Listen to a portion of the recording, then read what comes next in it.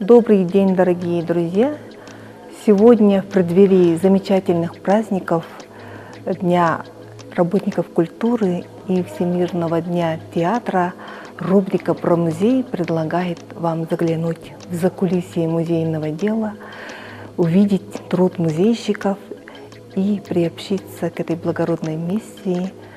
Мы связываем прошлое и будущее, помогаем узнать историю культуры через памятники, предметы, образы, через живое слово.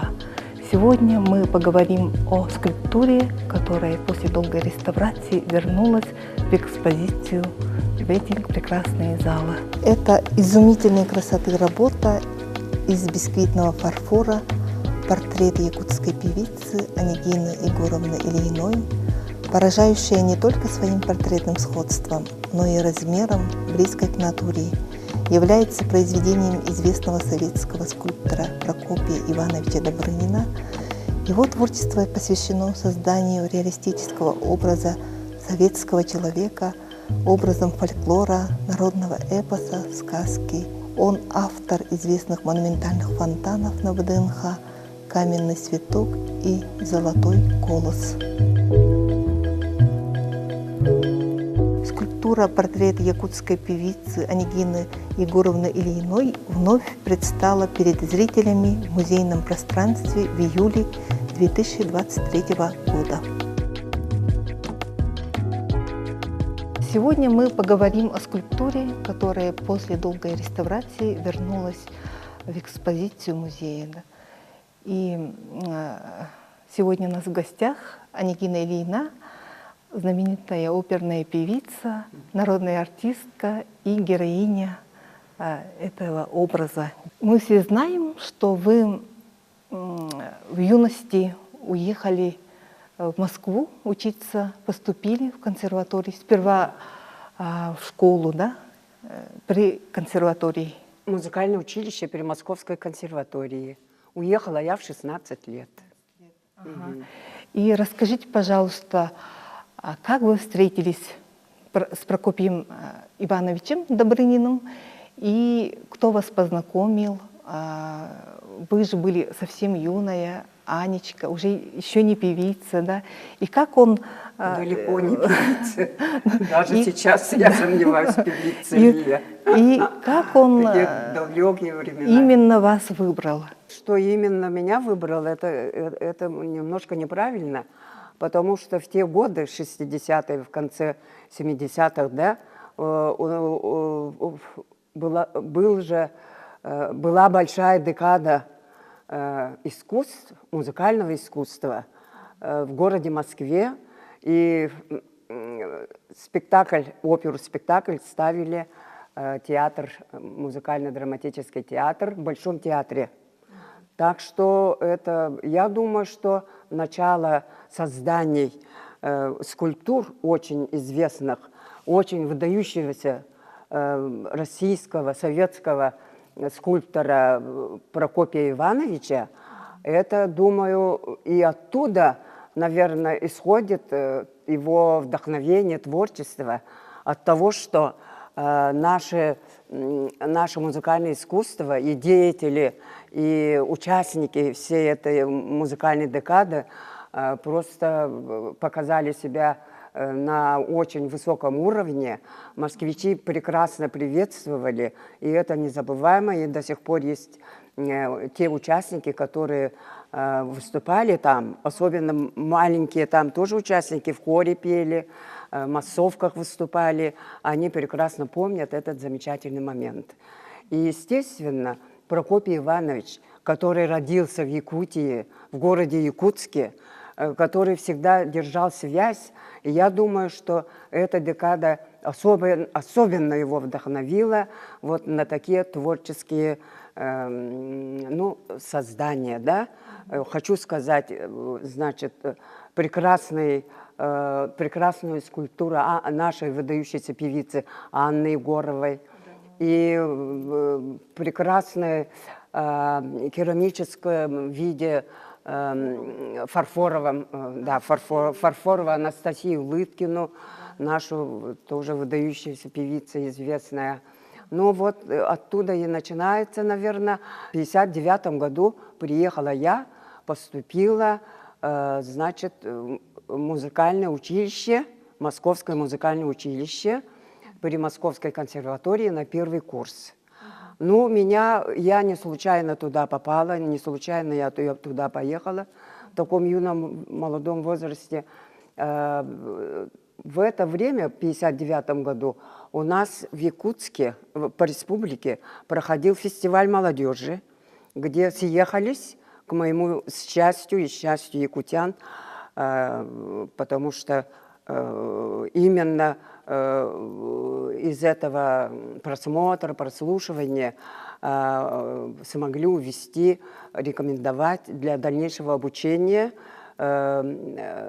наших юных, молодых, перспективных музыкантов.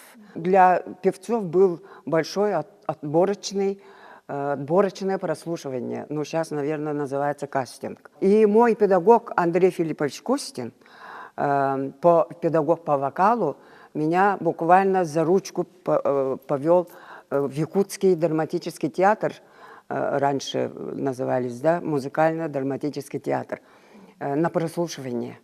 Ну вот и, в общем, члены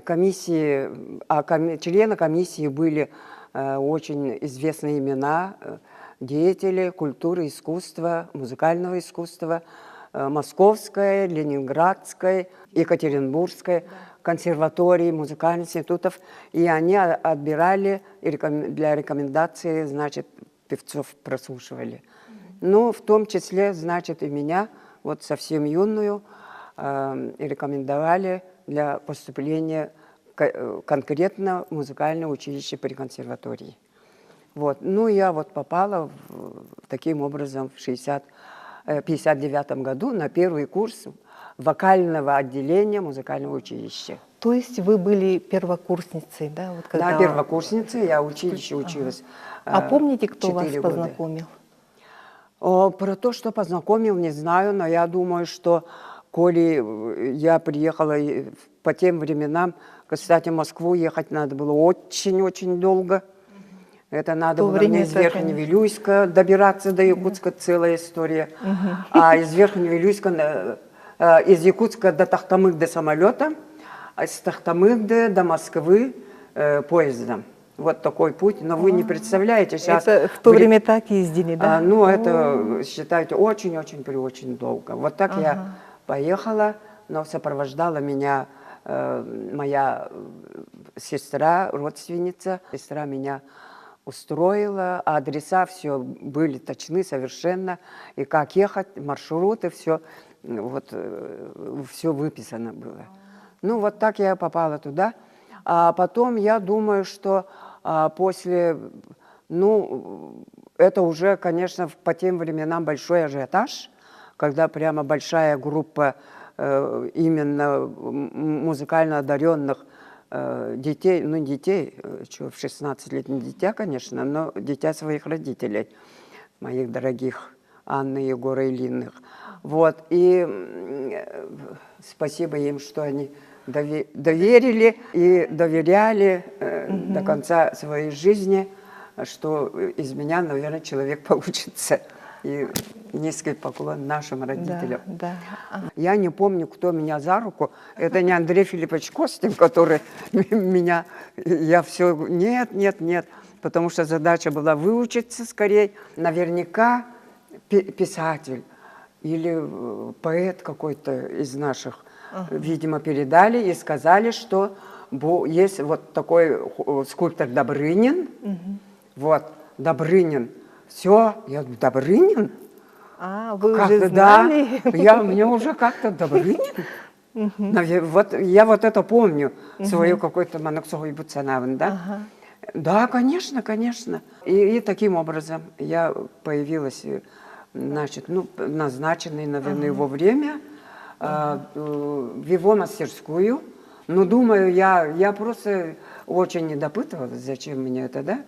Я думаю, у него мастерских была не одна мастерская, а это была его дом-мастерская, вот так скажем. В его квартире, да, получается? Нет, ну не квартира, дом. Дом, да? Но там скульптур очень много было, и там было очень много как бы и готовой работы, и работы, которые, видимо, он еще работал, процесс работы. И там много всевозможных камней, ну, рабочий материал в очень творческом таком виде. Вы знаете, когда у творческих людей, Да. что называют Творческий бардак.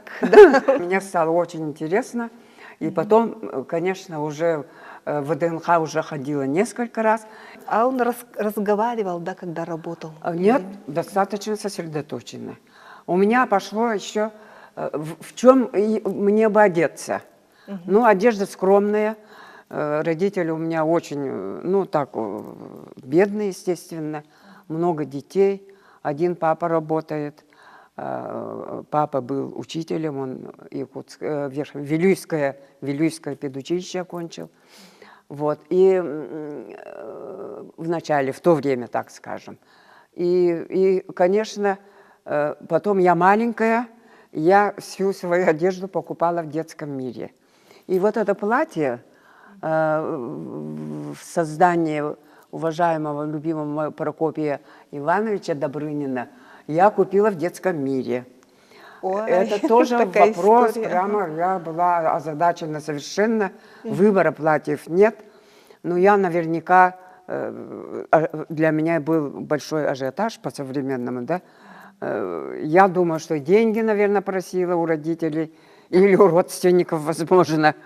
И я, значит, пошла в детский мир выбирать платье специально, ну, так как он сказал, как певицу, да, он даже мне показывал, будем вот так, это его, по его заявке, вот это поза, его да, задумка. позинка, ага. И думаю, надо платье. В момент выступления. Ага. Он-то не очень как бы в платье, но он наверняка тоже говорил о том, что надо платье какое-то такое. Но такого, какого-то такого платья у меня, естественно, не было. А платье похоже, да, на в детский мир. на то Да, самое ну платье? иначе не может. Ну это там немножко такой вот с таким запахом было, шалевым. И внутри такое цветастое было платье. Вот и, видимо, вот этот цветок попал туда. И ему это платье очень понравилось. Вот. И в этом платье, и оно шелковое было. Я прямо такая должна была быть гордая, но тут скромненькая, что я позирую великому человеку. И поэтому вот так вот вышло, видимо, что-то вышло. И как долго создавался шедевр?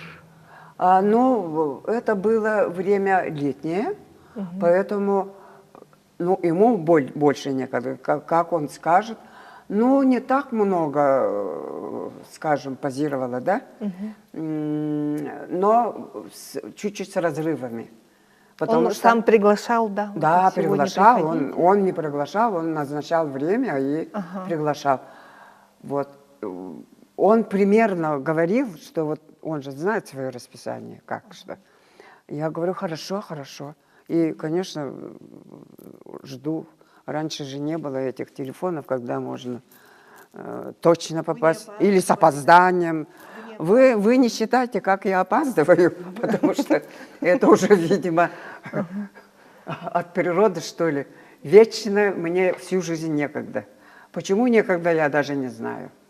Я никогда не отлеживаюсь, никогда не, я всегда в бегах. С малых лет. Но всегда у меня времени на что-то не хватает, и всегда вот получается это. К Добрынину не опаздывали? Нет, ну, во-первых, он не придерживался минута в минуту.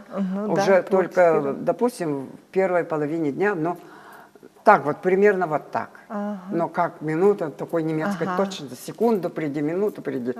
Такого не было у него, он творческий работник, и он понимающий. Он, видимо, человек из тундры, из тайги и так далее. Обсуждался ли материал? Он говорил, да, что будет это бисквит или как? Нет. Я у них видела, приходили писатели. Вот так я думаю, Руфов там был, Семен Руфов, наш народный писатель, поэт. и Гоголев, и Леонид Попов, вот что. Да. Народные наши поэты-писатели. Да, да. Вот я их там видела. Вот. И поэтому вот я благодарна судьбе. Вообще, вот 16 лет прямо как-то вот сразу в моей атмосфере, ауре появились такие творческие люди. Я благодарю коллектив музея изобразительного нашего республиканского, коллектив вот нашего музея, который вообще проводит замечательные выставки. Я стараюсь всегда бывать, смотреть, и на открытии иногда выставок. Столько замечательных людей. И в молодые годы мы в одном общежитии с художниками жили. Это студенты музыкального училища. Музыкального училища жили в общежитии училища Щепкина, института, Шепкинского института, в одном общежитии. Там жили студенты, значит, музыкального училища, из Гнесинки тоже жили, и художники. Жили там, в одно время жили Мухалов, Неофитов, приходили к ним Ефим Шапошников в гости. Ну и так далее, художники. Там, в общем, общались, и мы позировали. У Неофитова мы позировали, студенты. И в то время якутская студия тоже в одно время в этом же общежитии же проживали. Вот, поэтому наши художники создавали, нас видели в образах даже бабушек. У Неофитова есть вот картина на Гаккабары, да? Там Зоя Багнанова позировала, Шура Аргунова, я, Иван Кандинский, который на режиссера учился. В то время на режиссера. Это мы, герои этой композиции, едут на Гаккабары. Ну, они изображали бабушку, а меня вообще такие косы, которых у меня вообще таких кос нет. Ну, как бы, ну, их создание, воображение. Прокопий Иванович рассказывал, да, или делился планами, может быть, нет, что хотел? Нет. Чисто деловые. Ну, чаем угощал, конечно. Чай, печенье. Да, конечно, студентка же я. Вот, и угощал. И вот даже помню, однажды прямо вот писатели, поэты пришли, и с ними тоже чай пили. Говорили, мастерская была полна творческих людей, земляков из Якутии. Да. У нас вот в собрании музея более 200 работ его. Да. Более 200, очень много. И маленькие скульптуры, вот камерные скульптуры. Ну, вот видите, какая связь и была. станковые скульптуры есть. Да. Да. Он жил жизнью Якутии.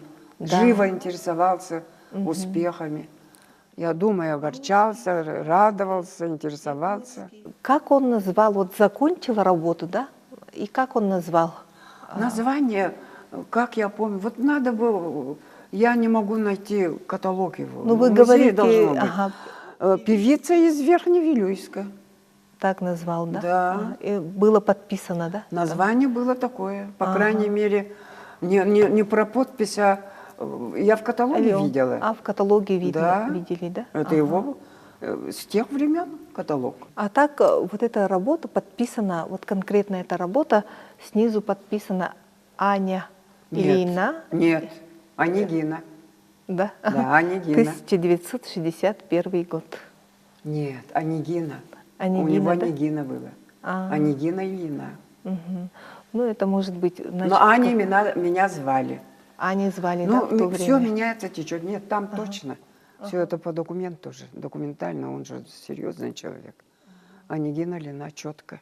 Я искренне надеюсь, что наша с вами беседа останется в музейной летописи как дополнительной информации историкам, да, вот как исследование. Спасибо за внимание, спасибо коллективу музея.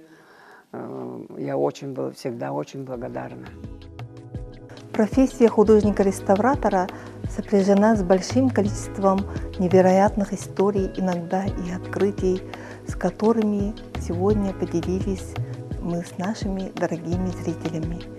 Музейная деятельность по сути своей гуманистическая и созидательная. Наша миссия в любых обстоятельствах сохранить культурное наследие и дать возможность людям соприкоснуться с искусством. Музей остается центром культурной и общественной жизни, воплощает интересные проекты, внедряет новые технологии, словом, развивается.